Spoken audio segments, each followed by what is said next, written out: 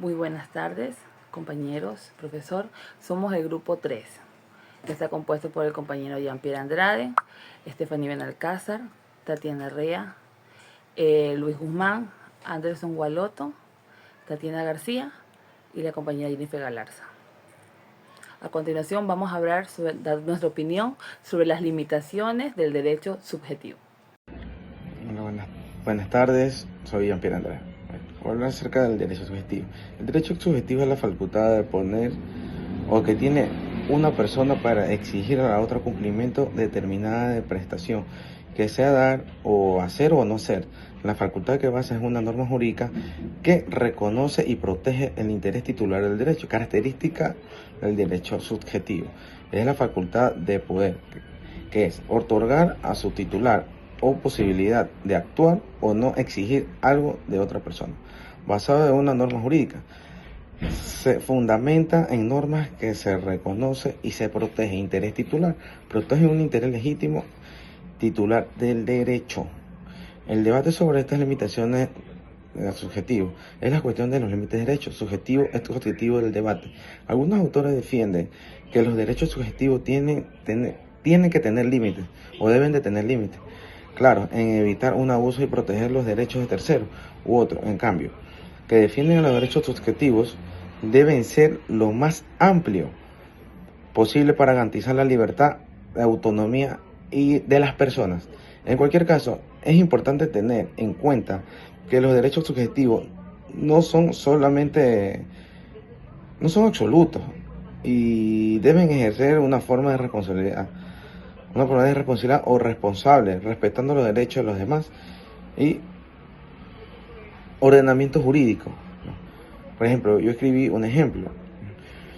El ejemplo que hice es un trabajador que tiene derecho subjetivo, ¿no?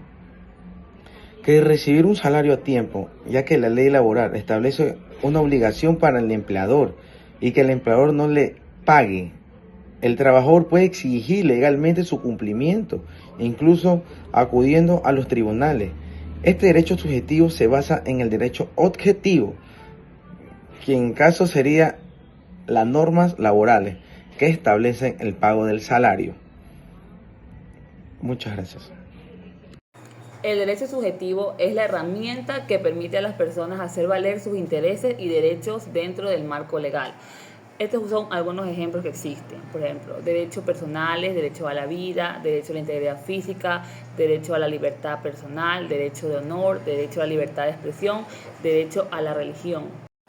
Un ejemplo sería cuando un matrimonio, unas personas se casan, el derecho de la persona es, si se separan, la herencia sería mitad y mitad.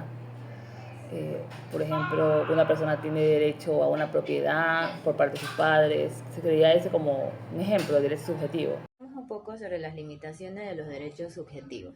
Estas se refieren a las restricciones que pueden imponer los ordenamientos jurídicos al ejercicio de los derechos de una persona.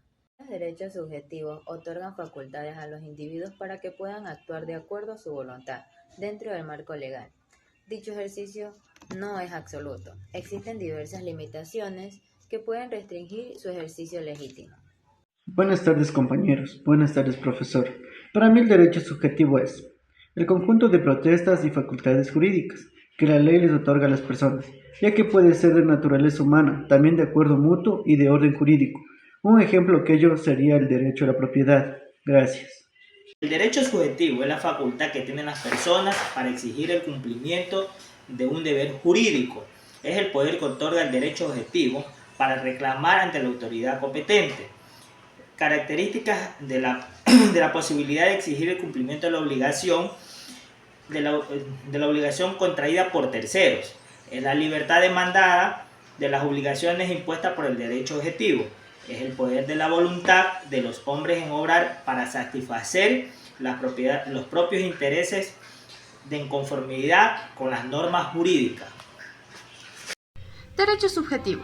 El derecho subjetivo es el conjunto de potestades, libertades y facultades jurídicas que la ley y las normas le otorgan al individuo la posibilidad de exigir el cumplimiento de una obligación controlada por terceras personas. El mismo que sustentan en cualquier razón admisible al derecho, como puede ser la naturaleza humana, el acuerdo mutuo y el ordenamiento jurídico nacional, el mismo que se clasifica según la persona afectada y según el tipo de su régimen jurídico. Según la persona afectada, encontramos lo que es el derecho subjetivo a la conducta ajena y el derecho subjetivo a la conducta propia.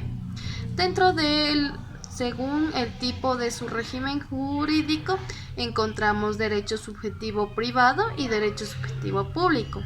Como ejemplo tenemos la libertad de expresión y libertad de culto.